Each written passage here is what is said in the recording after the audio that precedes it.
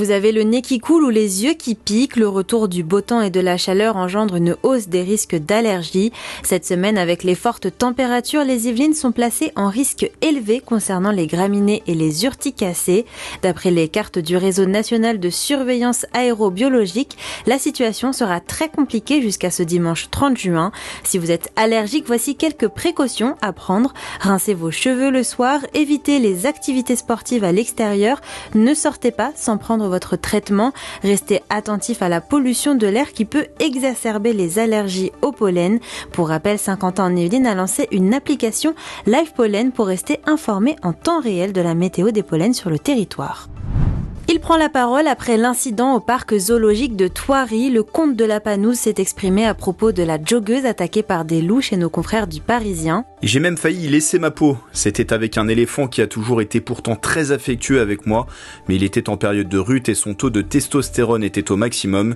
Il m'a attaqué 14 fois de suite, il n'arrêtait pas de me piétiner. C'est grâce à 2 journalistes belges que le comte est aujourd'hui toujours en vie. Dans cet entretien, Paul de la Panouse tient à rappeler que même si les accidents sont rares, il ne faut pas oublier que les animaux sont sauvages et peuvent être dangereux.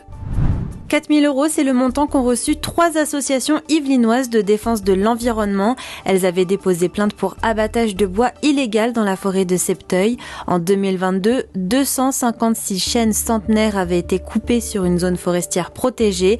Une enquête de la gendarmerie avait ensuite démontré que le bois coupé avait été vendu à la Chine par la société Eurobois.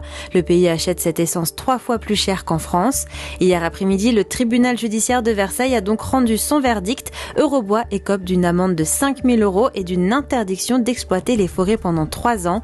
Les associations ont reçu de l'argent pour dommages et intérêts, mais sont tout de même en colère qu'elles n'ont pas eu gain de cause sur le préjudice écologique qu'elles avaient chiffré à 160 000 €. Elle fête ses 90 ans. La Patrouille de France revient là où tout a commencé, à Versailles. Le jeudi 27 et le vendredi 28 juin, plusieurs animations seront organisées pour l'occasion. Le Palais des Congrès va accueillir une exposition gratuite et ouverte à tous sur l'armée de l'air. Sur l'esplanade Avenue de Paris seront exposés au public un Alpha Jet, un Mirage 2000 ainsi que des simulateurs de vol. Enfin, pendant les grandes zones nocturnes du château de Versailles, c'est le 14 juillet avant l'heure. Patrouille de France, Rafale, A400M, équipe de voltige, parachutistes, hélicoptères et d'autres encore donneront un véritable spectacle le vendredi soir à partir de 19h30. Pour l'histoire, c'est en 1935 que la première école de l'air est créée dans l'aile de la petite écurie du château de Versailles.